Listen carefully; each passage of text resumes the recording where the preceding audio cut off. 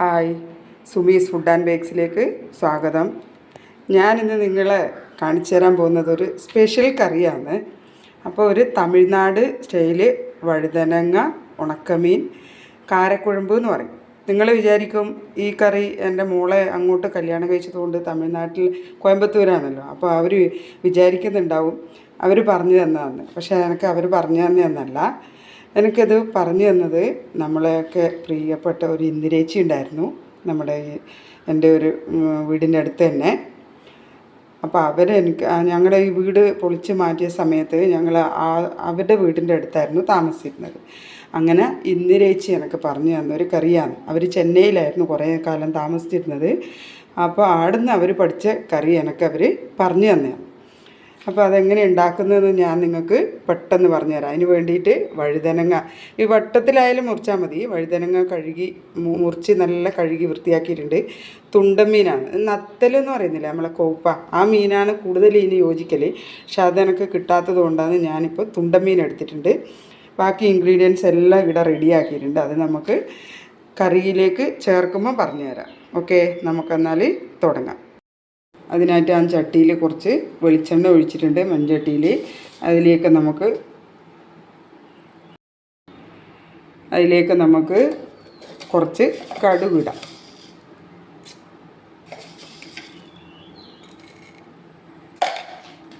കടുകിട്ട് പൊട്ടട്ടെ. ഇതാ കടുക് പൊട്ടിയിട്ടുണ്ട്. നമുക്കൊരു വറ്റൽമുളക് ചെറുതായി കട്ട് ചെയ്ത് അതിലിട്ടിട്ടുണ്ട്. അതിന് ശേഷം നമ്മൾ ഇടേണ്ടത് ഈ വഴുതനങ്ങ എണ്ണയിലേക്ക് ഇടുക. വഴുതന വേണ്ടിയിട്ട് നന്നായി ഒന്ന് വഴറ്റുക. അതിൻ്റെ കൂടെ തന്നെ നമ്മൾ ഈ ഉണക്കമീനും കൂടി ഇതിനകത്തോട്ട് നല്ല വഴറ്റിയെടുക്കണം.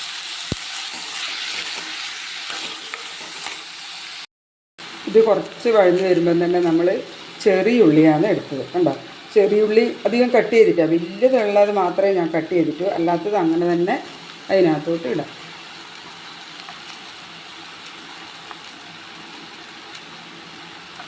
അപ്പോൾ ഇത് മൂന്നും കൂടി ഒന്ന് വഴഞ്ഞ് വരട്ടെ.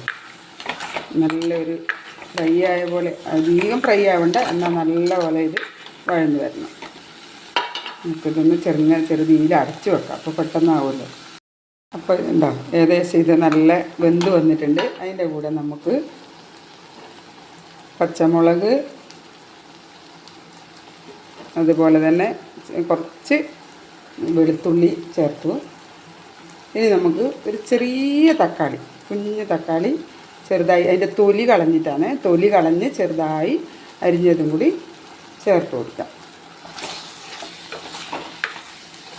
നല്ല ഉണക്കിൻ്റെയൊക്കെ മണം വരുന്നുണ്ട് എന്താ. അപ്പോൾ ഇതും ഒന്ന് വഴന്ന് വെന്ത് വരട്ടെ. നമുക്കിത് അടച്ചു വെക്കാം. അപ്പോൾ ഇതെല്ലാം നല്ല വെന്ത് വഴന്ന് വന്നിട്ടുണ്ട്. ഇനി അതിൻ്റെ കൂടെ നമുക്ക് ഇടേണ്ടത് പൊടികളാണ്. കുറച്ച് മല്ലിപ്പൊടി എടുത്തിട്ടുണ്ട്, കുറച്ച് മുളക് പൊടി, അതിലിടക്ക് കാണുന്ന സാമ്പാർ പൊടി, കുറച്ച് സാമ്പാർ പൊടിയും കൂടി ഇതിനകത്ത് ചേർക്കണേ. പിന്നെ ലേശം കുരുമുളക് പൊടി, കുറച്ച് മഞ്ഞൾപ്പൊടി. അപ്പോൾ നമുക്കിതെല്ലാം കൂടി ഇതിനകത്തോട്ട് ഇടാം. ഇതെല്ലാം കൂടി നമുക്കൊന്ന് ഇളക്കി യോജിപ്പിക്കാം. പിന്നെ ഉണ്ടല്ലോ, ഈ വഴുതന നമുക്ക് ശരിക്കും എണ്ണയിൽ തന്നെ വറുത്ത് കോരിയിട്ട് ഇതിലിട്ടാലും നല്ല ടേസ്റ്റാണ്. അപ്പോൾ അത് അങ്ങനെ കുഴഞ്ഞ് പോകാതെ ഇരിക്കും. നല്ല മുഴുവനായിട്ടും നാലായിട്ട് ഇങ്ങനെ കീറിയിട്ട് അതിൻ്റെ ആ ഞെട്ടൊന്നും വിടാതെ അങ്ങനെ ചേർക്കാം. പക്ഷേ ഇവിടെ അങ്ങനെ വെക്കുന്നത് വലിയ ഇഷ്ടമില്ല. അപ്പോൾ ഇത് ഞാനതെല്ലാം കൂടി ഇതിനകത്തോട്ട് ചെറുങ്ങനെ മുറിച്ചിട്ടാണ് ചേർത്തത്. അതുകൊണ്ടാണ് ഇത് ഏകദേശം നല്ല വഴന്ന് വരുന്നുണ്ട്. ഇത് ഏകദേശം ആയിട്ടുണ്ട്. നമുക്ക് ഇതിൻ്റെ കൂടെ ഒരു ചെറിയ കുഞ്ഞ് വലിപ്പത്തിൽ പുളി പിഴിഞ്ഞെടുത്തതാണ്. അത് നമുക്ക് ഇതിനകത്തോട്ട് ചേർക്കാം. നമ്മൾ ഇതിൽ ആവശ്യത്തിന് ഉപ്പ് ചേർക്കാം. ഞാൻ ആദ്യം ആ വഴുതനക്ക് കുറച്ച് ഉപ്പ് ചേർത്തിട്ടുണ്ടായിന്. അപ്പോൾ നമുക്ക് കുറച്ചും കൂടി ഉപ്പ് ചേർക്കാം. ഇത് ഏകദേശം തിളച്ച് വരുമ്പോൾ നമുക്ക് ആവശ്യത്തിന് കുറച്ചുകൂടി വെള്ളം ചേർക്കണം. അപ്പം ഞാനിത് ചൂടാക്കിയ വെള്ളമാണ്, കാരണം തണുത്ത വെള്ളം ഇതിനകത്തോട്ട്, അപ്പം കുറച്ചൊരു ചാറ് കറിയല്ലേ.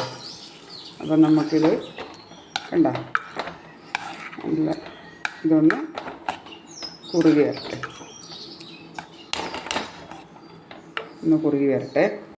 നമ്മുടെ കറിയുടെ തിളച്ച് വന്നിട്ടുണ്ട്. ഇതിന് നമുക്ക് ഇതിനകത്തോട്ട് ചെറിയ കുറച്ച് മല്ലിയിലയും കൂടി ഇട്ട് കൊടുക്കാം.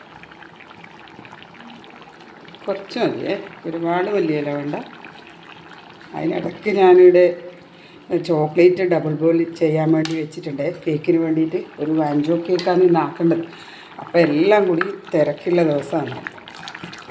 അപ്പോൾ കേക്ക് ഞാൻ പിന്നെ വീഡിയോ ഇടാം, ഒന്നും ഇട്ടില്ല.